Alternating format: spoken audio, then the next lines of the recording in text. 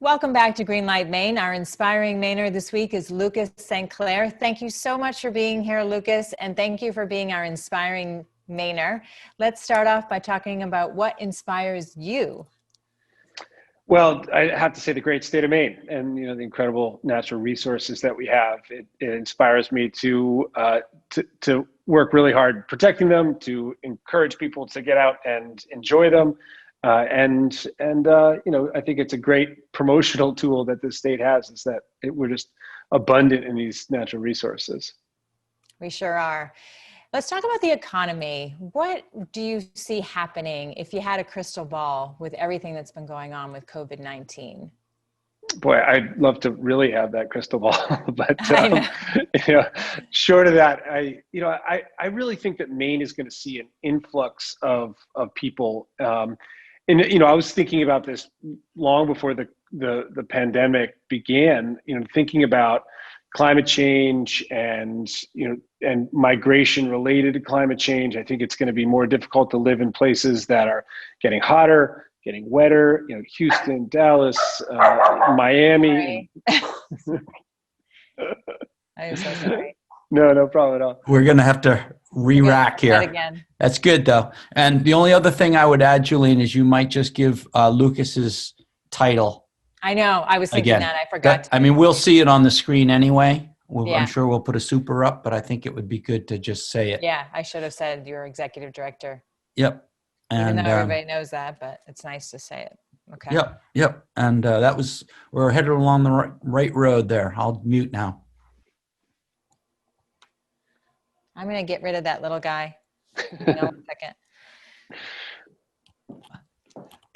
Kids are coming home from school. Yeah, they just got off the bus. George. Lucas, are you on Congress Street or where are you? Yeah. I'm in your old family home. That's right. That's funny. Yeah, it really is.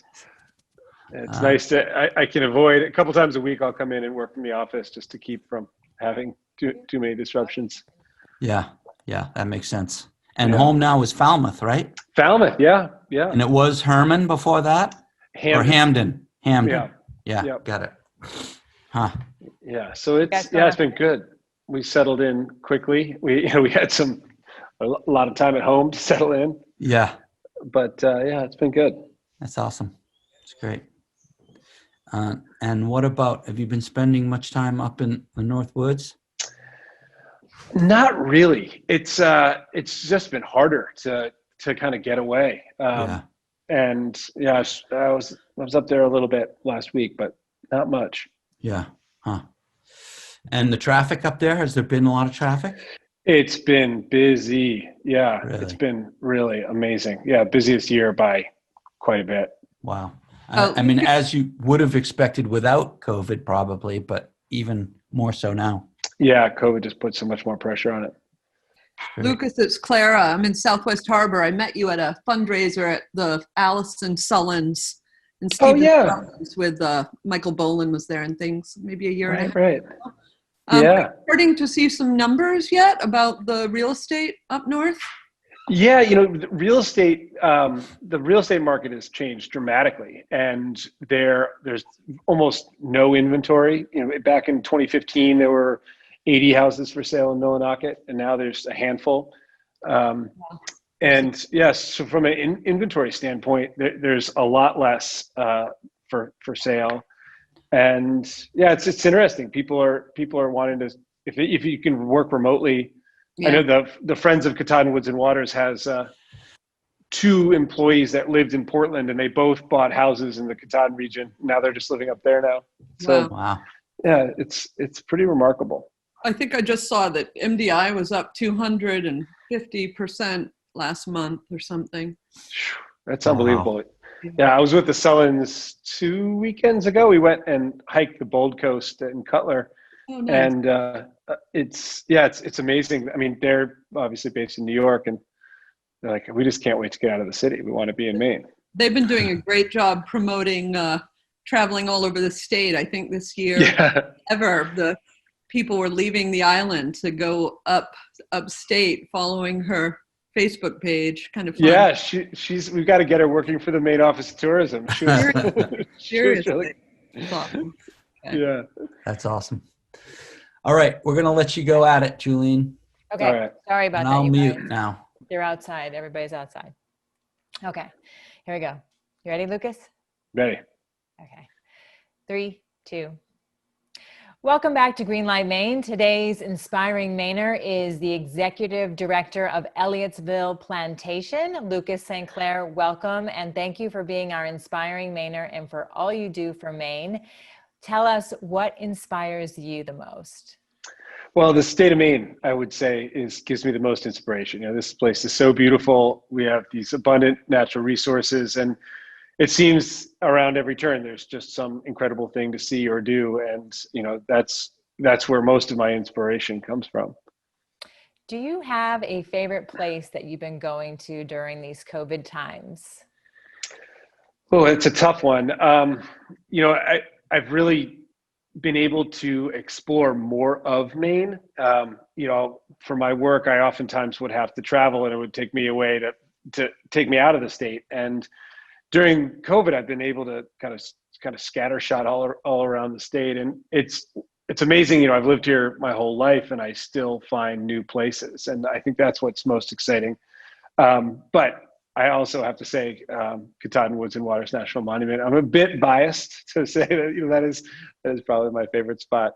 Although I haven't spent as much time there as I have in other times of my life. Can you count how many times you've climbed Mount Katahdin?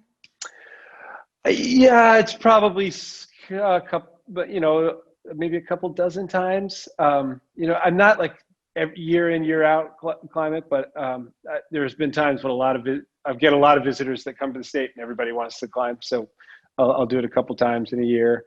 But I try to spread it out. I think what's amazing, especially at places like Baxter, that Katahdin's a real draw, but the Traveler Loop and OJI and the Double Top, and there's just these amazing places to go in the park that oftentimes you can have all to yourself because Katahdin is such a big draw. Absolutely. And how's it going economically up north?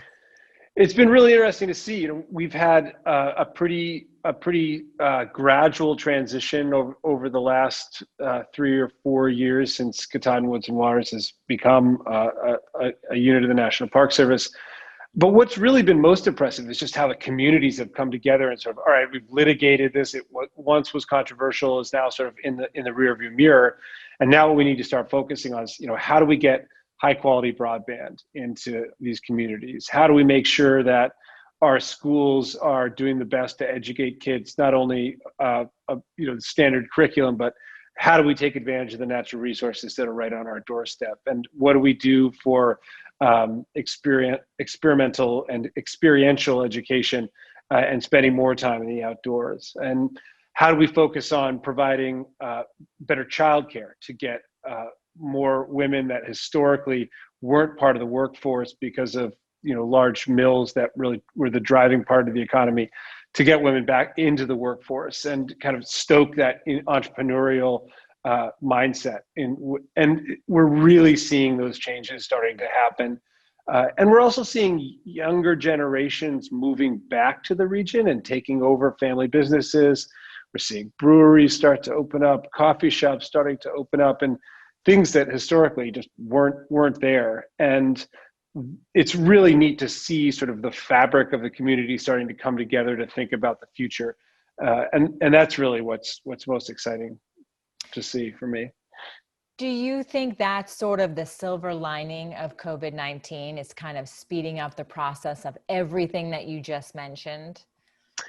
Yeah, I think so. I mean, what's really interesting about especially a place like Maine, which has done a really good job keeping numbers low and making sure that we're mitigating the risk as much as possible, it's been really attractive to people that are living in much more dense urban populations that an airborne spread virus makes it really unappealing to be in those places. So people are coming here and they're not just thinking about a weekend long vacation or a week long vacation, but thinking, well, if I can work remotely can I come and live in Millinocket or Shin Pond or Patton, and then at the end of the day, go out and play in the outdoors? And that becomes, not only safer, but really appealing. And so I think for Maine, that's certainly one of the silver linings. And I think also it'll be helpful for us to kind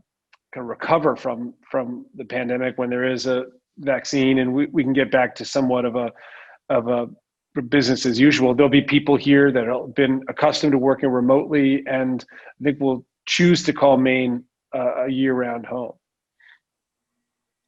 Tell us something that nobody knows about you, because I know like you serve on so many boards, you do so many good things for our state, but you also have this, you've been all over the world, you've studied abroad. So just tell us one thing that you'd like people to know about you.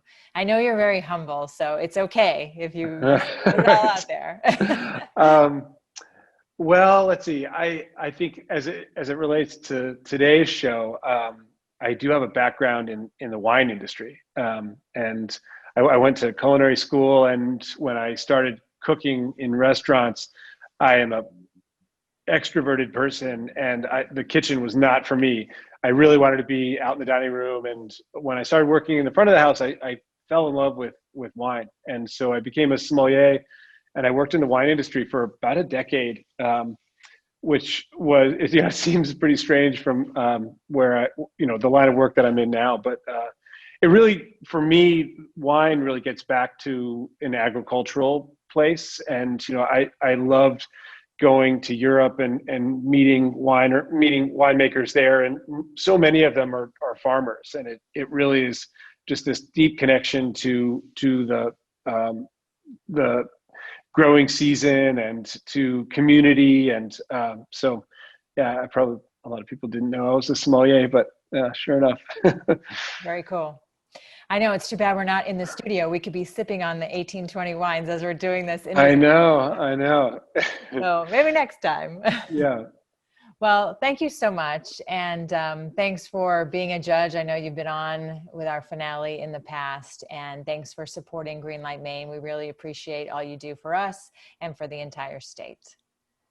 Well, it's a pleasure. And thank you for doing this. I mean, it's such a great thing to see these young, inspired entrepreneurs being highlighted in this way and being supported at the end of it. I mean, it's a real, it's so inspiring to see all the good work that folks are doing and to see a platform for their work to be recognized. So good work. We appreciate that. All right. We have to take a short break. We'll be back right after this.